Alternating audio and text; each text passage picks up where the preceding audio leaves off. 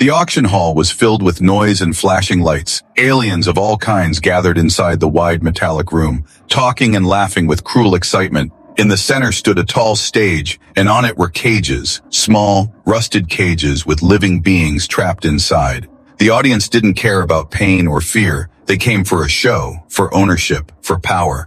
One cage opened, and a small alien girl was pushed forward. She was tiny, no taller than a human child, her skin a soft violet color, her silver hair tangled and dirty. Her big glowing eyes looked out at the crowd with a mix of fear and confusion. She didn't speak, didn't cry, just stood there barefoot and silent. The auctioneer laughed loudly and waved his hands. Next item, barely used, no skills, no power, no beauty, just a scrap of a girl, he shouted. The crowd laughed too, pointing fingers at her, calling her names. She's smaller than my pet, one alien laughed.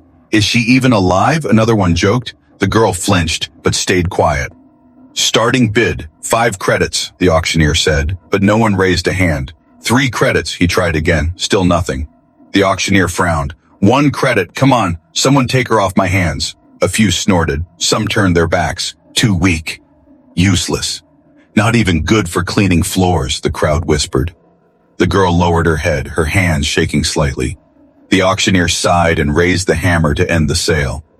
Then the doors at the back of the room opened with a loud hiss. Everyone turned, surprised by the sound. A man stepped inside, tall, human, dressed in dark clothes. His face was calm, his eyes focused. He walked forward slowly, not rushing, not speaking. The room grew quiet. The laughter stopped. Humans were rare in this part of the galaxy, and this one looked serious. He walked up to the front of the stage and looked directly at Tu. He's small alien girl. She looked up too, her glowing eyes meeting his. Time seemed to pause. Without a word, the human raised his hand.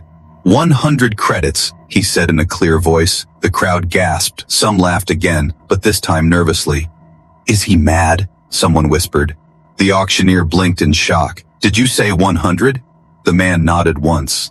Sold, the auctioneer shouted, quickly slamming the hammer down before anyone changed their mind. The girl didn't move, too stunned to understand what just happened. The human walked up the stage and stopped in front of her. She took a step back, expecting a slap, a chain, or a collar. Instead, the man took off his dark cloak and wrapped it gently around her small shoulders. The warmth made her shiver, not from cold but from something new. Kindness. Come, the human said softly. You're safe now. She looked up at him, confused, unsure if this was a trick, but his eyes were calm, his hand open, not forcing, just offering, and slowly, carefully, she took it. Behind them, the auction room stayed silent. The laughter was gone, the jokes forgotten, and as they walked away together, no one noticed the tear that rolled down her cheek. It was not from fear this time, but from a feeling she hadn't known in a long time. Hope.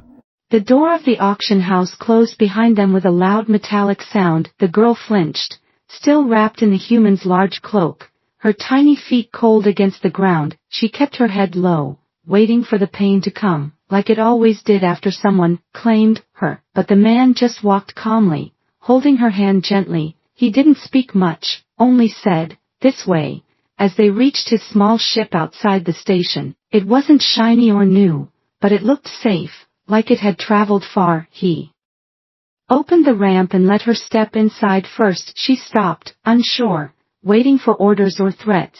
Go on, he said kindly. You're not a prisoner. Her heart pounded harder, not knowing how to respond to kindness. Inside the ship, soft lights glowed, and warm air flowed through the vents. The man walked to a corner and brought out a blanket and some food. He placed them on a seat near her, then stepped back without saying a word. She stared at the food. Real food, not scraps or dried bits from waste bins. Her hands trembled as she picked up a piece and sniffed it. Then slowly, she took a bite, watching the man with wide eyes. He didn't watch her like others did. No greed in his stare, no cruel smile. He just sat across the room, checking the ship's controls and letting her eat in peace. Time passed slowly, and when her belly was warm and full, she curled up with the blanket, still afraid, still confused, but for the first time in forever, not in pain. He spoke again after some time. You don't have to be scared.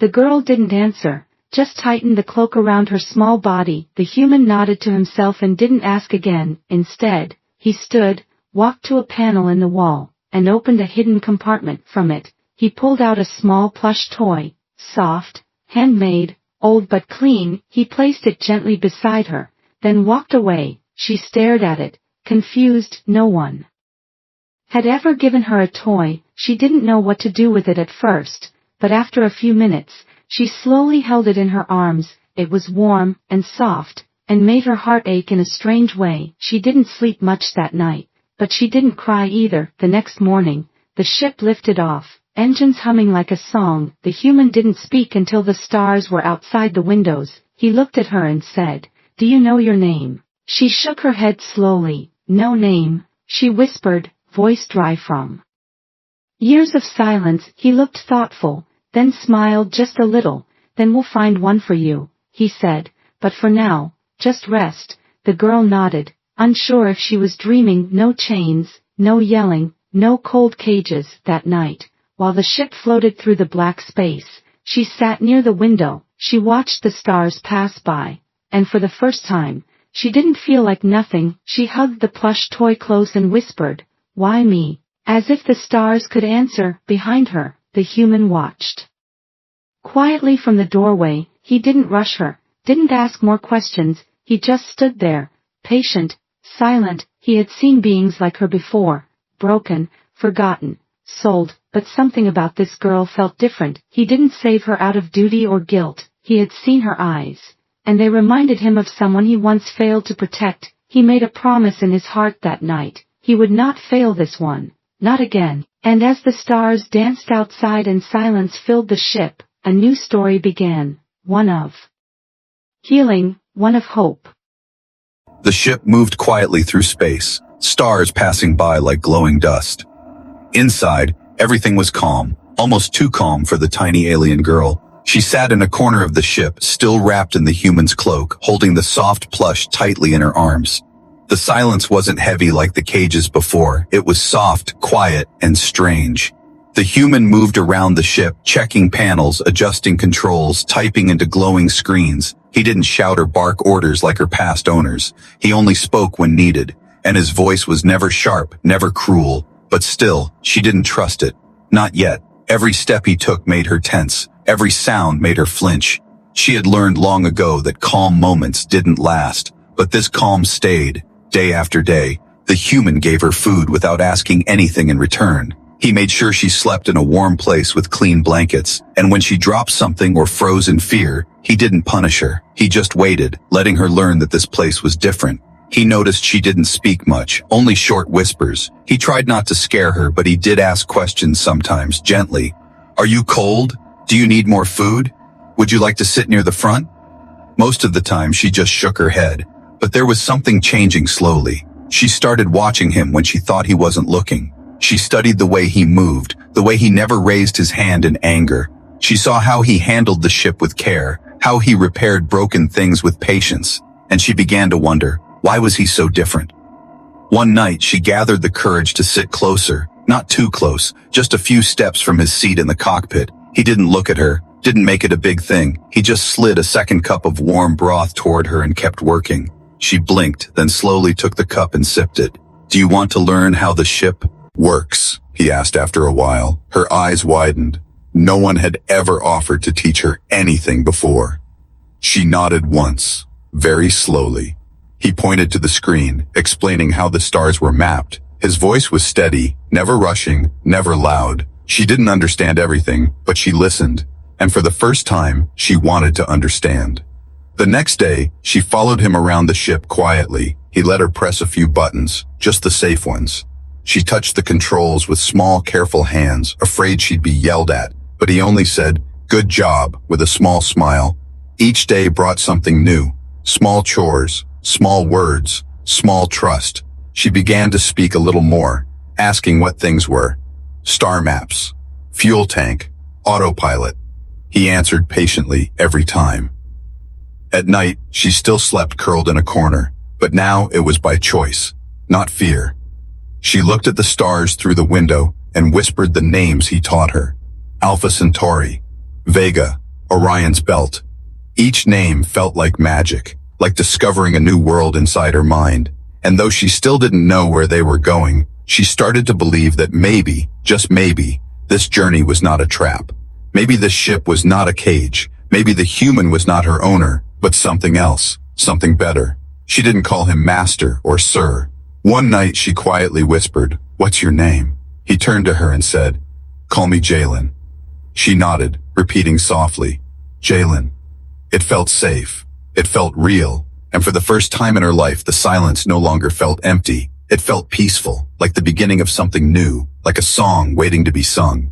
The ship hummed softly as it drifted through the stars, carrying the human and the small alien girl who still did not believe what was happening to her. She sat in the corner of the cabin, knees pulled close to her chest, her large eyes watching him silently. Every movement he made seemed strange to her. Every gesture carried mystery. He did not chain her. He did not beat her. He did not even bark orders at her like others once did. Instead, he moved calmly, pressing buttons, checking screens, setting a course as if she were not a burden at all, but a passenger. At last, when the silence had stretched too long, the human turned his head and asked in a quiet voice, "What is your name?" The girl froze. Her throat tightened. She had never been asked that before. She whispered, almost ashamed, I don't have one." For a moment, the human only looked at her. His eyes softened, as if something in her words struck him deeply. He leaned forward, his tone low but steady. "Then let me give you one." Her breath caught. She had never been offered such a thing. Names belonged to people who mattered. Names belonged to children who were loved, to families who cared. She waited, trembling, unsure if he was mocking her, but his gaze stayed serious, kind, almost sad. He said slowly, "Leary, that will be your name. It is the name of a flower that grows in the cold valleys of Earth. Small, fragile, but it survives where nothing else can. It blooms even in the frost." She whispered it back to herself, tasting the sound. Leary. Her lips curled slightly, as if the word carried warmth she had never known. A tiny spark lit inside her chest. The sound felt like a blanket wrapped around her, like arms she had never been held in.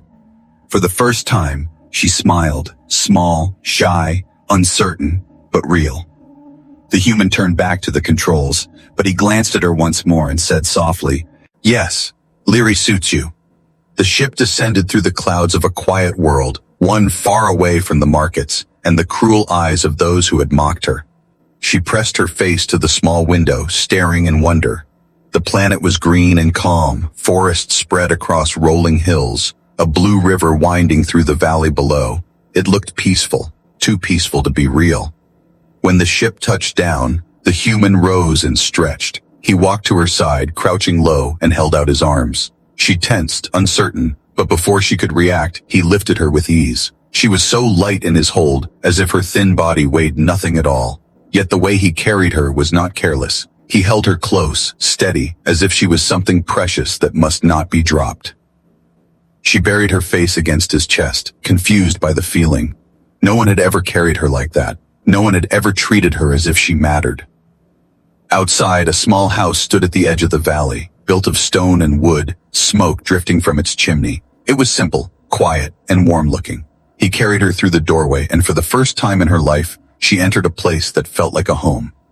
The walls smelled of firewood and old books. A table sat in the center, worn but clean. A bed rested in the corner, its blankets thick and soft. He set her gently down and said, "This is where you'll stay. No one will hurt you here." Her heart thudded, her new name still echoing in her mind, Leary. But as she looked at him, questions filled her small chest. Why was he doing this? Why did he care? Who was this man who bought her freedom, who gave her warmth, who gave her a name she never had? And deep inside, another question stirred, the one that scared her most. Could she truly trust him? Suspense. What is his past? Why does he care about her so much? Days passed quietly on the ship, and the stars slowly shifted as they entered a new system. Jalen guided the ship toward a small green planet on the edge of known space. It wasn't crowded or loud. It wasn't marked by trade routes or patrols. It was a place for hiding, a place where no one would come looking. The planet was calm, covered in trees with silver leaves and skies the color of soft ash. Jalen landed near a small cabin built long ago, half buried in the ground with solar panels glowing faintly on the roof.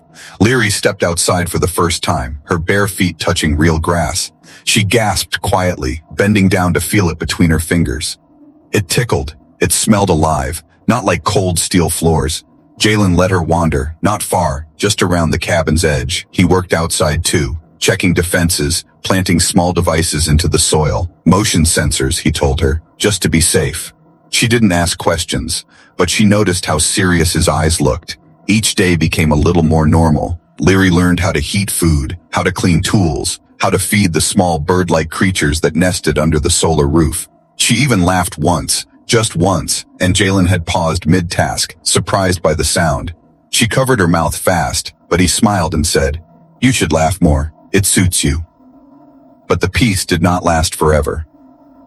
One evening, Leary felt something strange while standing near the edge of the forest. The leaves moved too quickly, even though there was no wind. She turned to call for Jalen, but saw nothing behind her, just still trees. That night, she told him softly, "I think someone is out there." Jalen didn't laugh or tell her she was imagining things. Instead, he went quiet, stood up, and walked outside without a word. He returned a while later, face tense. "You were right," he said. "There are signs, tracks in the dirt not made by animals." Leary felt her heart sink. "Are they here for me?" she asked in a whisper. Jalen didn't answer right away. He sat beside her and said, "Maybe, or maybe they're just watching." "Watching what?" she asked. "Us," he replied. "To see if you are really what they lost." The next morning, Leary saw him hiding something under a floor panel. Metal cases, wires, weapons. She didn't ask, but he noticed her stare. "I used to fight," he said, "long ago before I quit. I don't want to fight again, but I will if I have to." She looked at the weapons, then at his hands. They were strong, but gentle when they touched her. Later that night, while Jalen was asleep, Leary crept quietly through the cabin. She looked through a cracked window, toward the trees where she thought she saw a shadow, and she whispered, "Who are you?" No one answered, but something shimmered deep in the woods, like light bouncing off armor. In her heart, she felt it. Someone was waiting, watching, deciding. She didn't know why, but she knew she was no longer just a forgotten girl. Someone knew her secret, even if she didn't. She lay awake, holding her plush tightly. Beside her, Jalen stirred in his sleep. His hand reached out and gently touched her arm. Even in his dreams, she didn't pull away this time. And though fear filled her chest, a small part of her whispered, "I won't run this time." Because whatever was coming, she would face it, with him. The morning air was colder than usual. Leary stood outside the cabin, watching the woods, eyes searching for shadows that didn't belong. Jalen came out holding 2 cups of warm broth, handing her one without speaking. They drank in silence, both pretending not to be afraid. The silence between them was not empty anymore. It was filled with unspoken thoughts. Leary finally asked, "Why do you know how to fight?" Jalen looked at her, eyes deep with memories inside. "I used to be a soldier," he said, "long before I came here." He sat on the wooden step and stared into the trees. "I worked with recovery units, hunting illegal auctions, rescuing stolen children." Leary blinked, her grip tightening on the cup. "Like me," she whispered. He nodded slowly. "Yes, exactly like you." Jalen leaned forward, elbows on his knees. "One mission changed everything," he said. "We got there too late. There was a girl, same size as you, same eyes. They killed her before we could reach her." His voice cracked a little, though he tried to hide it. "I never forgave myself," he added. "That's why I left." Leary stayed quiet, her heart heavy. She never imagined he had pain like hers, but now she saw the way he carried it, the guilt, the regret. It wasn't just kindness he gave her, it was something deeper. That night, while Jalen fixed the outer panels, Leary walked into the control room alone. The lights on the panels blinked softly, and she saw something curious. A hidden screen behind the main console, locked by code. She tilted her head and touched it gently. Surprisingly, it opened. Jalen hadn't locked her out. What she saw made her breath stop. Images of auctions, files of missing alien children, names, coordinates, and among them, her photo, young, even smaller, with a number beside it.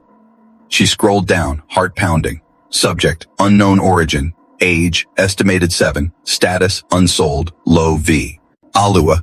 Her fingers shook, her eyes filled with tears. She had been a file, a case, a number. Behind her, Jalen entered the room quietly.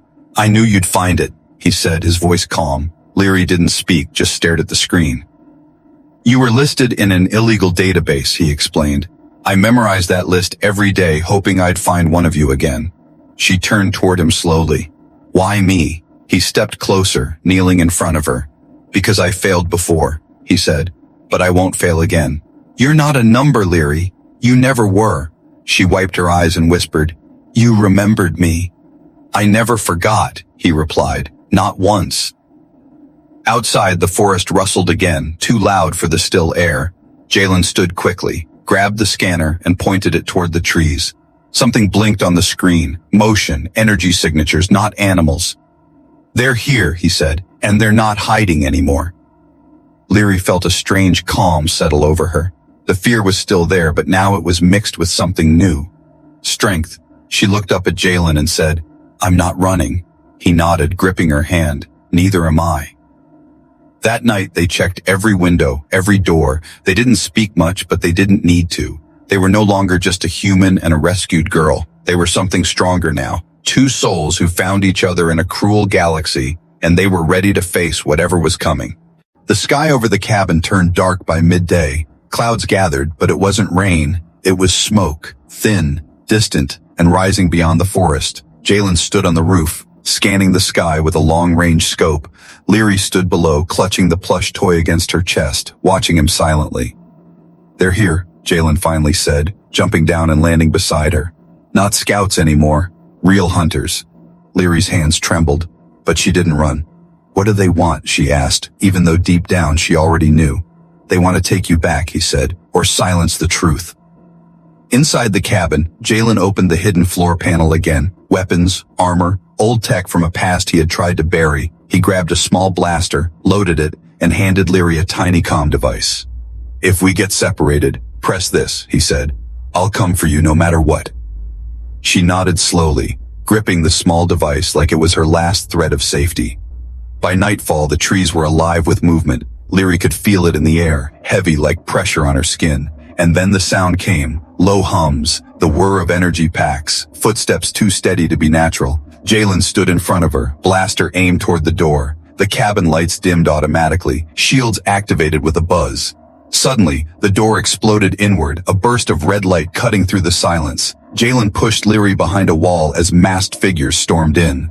They wore dark armor, symbols etched in alien language across their chests. One of them shouted, "Where is the girl?" Jalen didn't answer. He fired instead, a precise shot that dropped the soldier instantly. Leary covered her ears as the battle echoed through the cabin. Sparks flew, smoke filled the air, but Jalen moved like he had done this 1,000 times. He wasn't just protecting her, he was fighting for her, like she was the last thing that mattered. Another Huns. Tyr kicked over a table, shouting, "She doesn't belong to you," Jalen growled back. "She doesn't belong to anyone." The fight moved outside, blasts lighting up the trees like lightning strikes. Leary crawled under the storage space, heart pounding, eyes wide. She could hear everything. Jalen's voice, the enemy's threats, the sound of pain, then silence broken only by labored breathing. The door creaked, and a figure limped inside, armor cracked, holding his side. Leary pressed deeper into the shadows, but the figure didn't raise a weapon. "I know you're here," he said softly, voice raspy under the helmet. "I'm not here to take you. I just want you to hear the truth." Leary peeked out, eyes narrowed. The figure removed his helmet, revealing a face older than she expected, marked by scars and age. "You were born royalty," he said, "but stolen before your power could awaken. You were sold as nothing, but you're everything to the people who still search for you. You're not property, you're legacy." Jalen returned then, blaster aimed, but paused when he saw the man unarmed. "He's telling the truth," Leary whispered, stepping out slowly.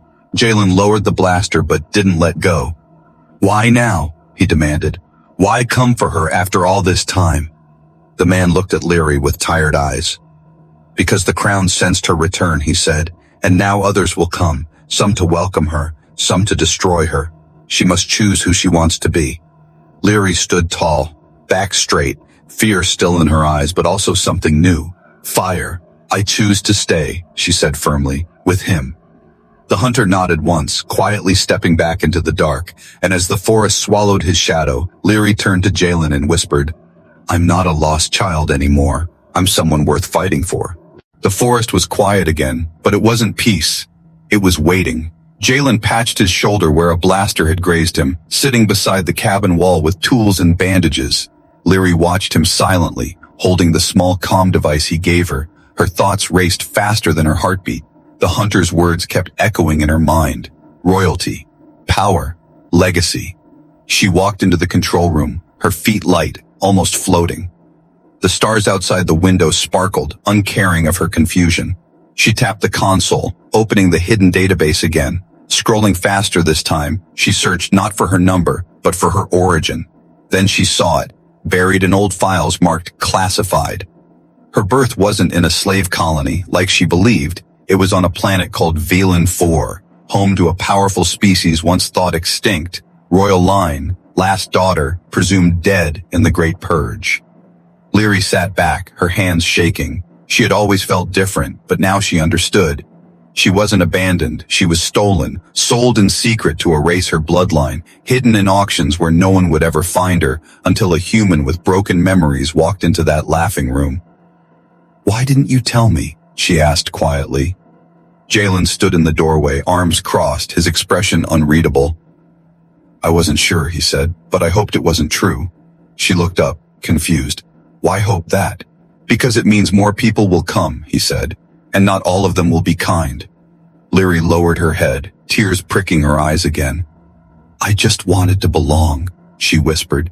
Jalen walked over and knelt in front of her, taking her hands gently. You do belong, he said. Not because of your bloodline, not because of a crown, but because you are you. And I'd still choose you. A sharp beep interrupted them. The long-range sensor blinked red, a signal in orbit, not a hunter ship, not Mill. Jalen checked the ID and froze. It's a royal signature, he said, high clearance, real, and ancient. A massive ship descended slowly, glowing with symbols Leary had only seen in fragments of old data. It was shaped like a silver wing, smooth and silent. It landed not with force but with grace, like it had come to kneel, not conquer. The door opened, and from the light stepped a tall figure draped in white and gold, an alien woman with glowing eyes that mirrored Leary's own. She stopped in front of them, removing her hood. My daughter, she whispered, her voice shaking. Leary gasped, her knees weak. This wasn't a queen in her eyes. It was someone who looked like a memory.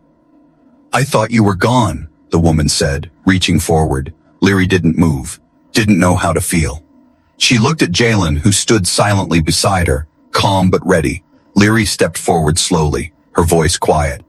I don't remember you, she said, but I remember pain. I was left to rot. I wasn't saved by a fleet. I was saved by him. The queen's eyes filled with tears. We searched for years, she said, but lies were everywhere. Your trail was erased. She knelt, placing her hands over Leary's small shoulders. Now you must choose, she said softly. Return to the stars or stay on the ground. Leary turned to Jalen again, and he gave no push, no demand. He only whispered, It's your choice, Leary. And with a voice steadier than ever before, she answered, I choose both. I'll honor who I was, but I stay with who made me feel real. The queen stood tall and nodded, her voice proud. Then he must become family too. The stars above shimmered brighter that night, and for the first time Leary felt like her life truly began. Not in silence, not in cages, but in the arms of truth and the hands of the one who never let her break. The air felt heavy with silence, not the fearful kind, but the kind that came before a decision no one could undo. Leary stood between two worlds, one behind her, one ahead. The royal ship glowed softly beside the old cabin, its engines quiet, waiting. And the queen, her real mother, stood nearby, eyes gentle, yet strong. Jalen didn't speak, didn't move. He stood like stone, ready for whatever came next, even if it meant letting her go. But his heart beat hard in his chest. He had never feared war, never feared death. But losing her, that was something else. Leary stepped forward, not to the ship, but to him. She reached for his hand and held it tightly, her voice firm but full of feeling. You didn't give me life, she said, but you gave me freedom. You didn't know who I was, but you treated me like I mattered. I won't walk away from that. The queen came closer, her eyes shining with pride, not disappointment.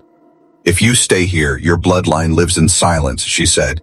But if you return with me, the galaxy will know who you are. Leary looked at both of them, then at the stars above.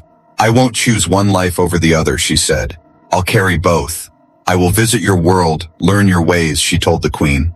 But I live here, with him, she added, looking at Jalen. This cabin, this forest, this man, that's my home. The queen smiled, something warm breaking through her royal calm. Then we will make your home known to the stars, she said. And the man who saved you shall be known as your guardian, your protector, by royal bond. Jalen blinked, caught off guard. Wait, what does that mean? He asked. The queen turned to him with amusement in her voice. It means, she said, you are no longer just a rescuer, you are family now, by law and by heart. A small ceremony was held right there under the forest sky. No gold robes, no glowing crowns, just hands. Held and truth spoken, Leary stood between the queen and Jalen, and both placed their hands on her shoulders. I bind myself to her safety, Jalen said, repeating the words the queen spoke. I accept this bond, Leary whispered, looking at him. Not as duty, but as love. The forest lights pulsed as if the trees themselves were watching, and above, the stars shifted, like they made room for her name. Later that night, the queen's ship lifted into the sky. Leary waved from the cabin steps, her plush toy still in her arms. She said she'd return, Leary said softly. Jalen nodded. She will. He looked down at her and smiled. You know, you didn't have to choose me, he said. She looked up with glowing eyes. I didn't choose you, she said with a small laugh. You chose me first. They walked back inside the cabin hand in hand. The fire was warm, the stars were bright, and in that quiet moment something changed. Not just in Leary, not just in Jalen, but in the entire galaxy, because somewhere far away, leaders in planets and systems were already whispering about the girl who had returned, not with power, but with love, not in chains, but with a human who never gave up. And the last line of the royal report would one day read, she chose the one who saw her worth before her crown ever did. Weeks passed, and the forest around the cabin bloomed with new life.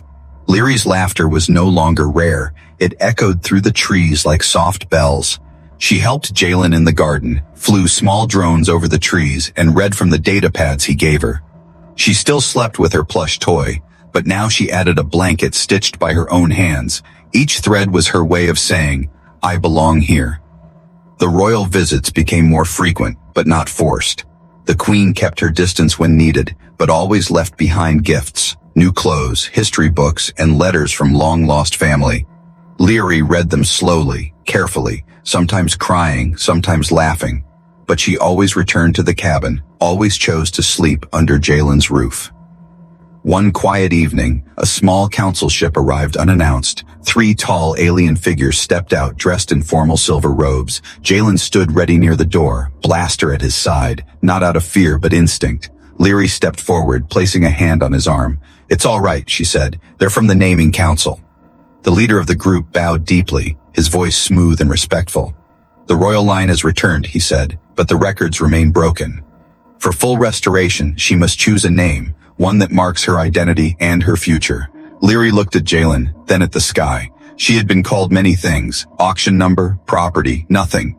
But here she stood now, a girl with history, power, and people who loved her. Still, none of those names felt like her truth. She took a step forward and said, I want to carry the name that was given with love, not title. I want the name he would have given me if I were simply his. The council looked puzzled. Do you mean a human name? Jalen blinked in surprise, his voice almost stuck in his throat. You want my name? He asked softly. Leary nodded, smiling. Yes, your name, the seat. Ansil took notes, speaking in quiet tones. It is unusual, one of them said, but it is her right. The leader turned to her and bowed again. From this day forward, you shall be known as Leary Jalenhart, daughter of stars, child of earth. Jalen's breath caught for a moment. He had never imagined someone would take his name, not out of law, not out of duty, but out of love.